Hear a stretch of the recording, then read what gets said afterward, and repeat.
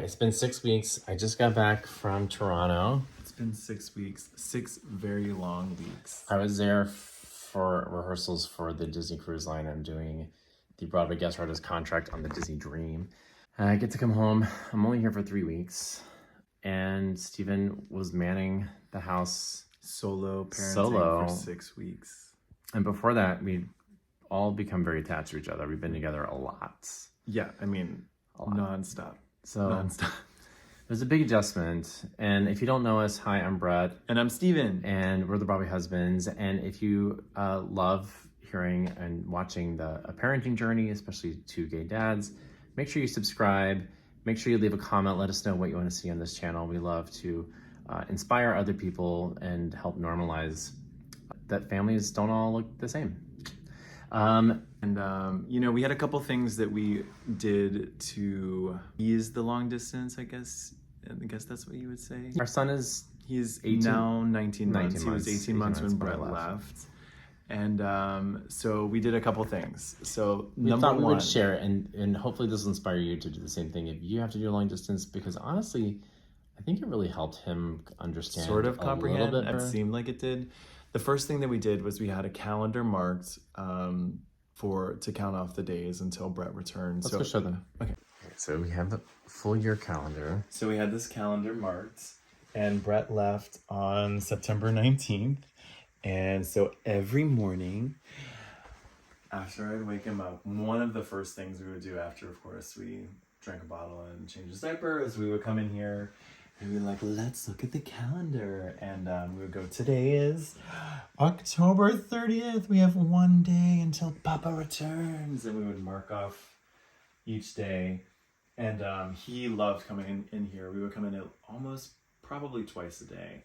And he would just stare at the calendar. And then of course, he would always go to this photo of us with Mickey Mouse. And did you really? Oh, yeah. But I always thought like it was because of the photo. But it was really because of the frame has Mickey on it. So he was like trying to just take it apart. But in the beginning, I was like, oh, he likes the photo of us with We have a lot of Mickey Mouse around. Yeah. Even on the... And so that's one of the things we did, was the countdown on the calendar. Right. The other thing we did is before I left, I went and printed out a bunch of photos, because who prints photos anymore? This guy. And laminated them with like a really hard plastic. And there's a lot of photos of him and me, so he could always look at those. Yeah. But there's photos of other people that we want to make sure he remembers or keeps in his mind. There were photos of us from last Halloween. There's photos of me and him this summer by the pool. And that way he could always, every day, just have these in his space to look at. And it's not like a digital thing, because we don't really want to do screens with him. But so the photos are kind of like a nice analog thing. And it was great because he could do it on his own time. And honestly, it kind of worked, because now he relates people to the photos. Like the other day, our babysitter, he went and got her photo when she left and like was waving bye to her. Well, remember you had sort of probably a but like we FaceTimed. FaceTiming. We would do very limited time on the FaceTime. We would try to just do about 10 minutes. Yeah, maybe 20 minutes tops. Yeah. And honestly, the first three to 5 days, I think, were probably the hardest for him to kind of comprehend the FaceTime. Yeah. But by the end of the 6 weeks, Stephen would just put me on FaceTime and let me watch him play, and he didn't mind. And yeah, it actually worked out really well, and he was super sweet with it. He would blow kisses to it, and then at times he would want to like hold it and hug it. Like he would give Bret a hug. Oh, I remember the other thing I wanted to say. I would send recordings of me singing. Yes.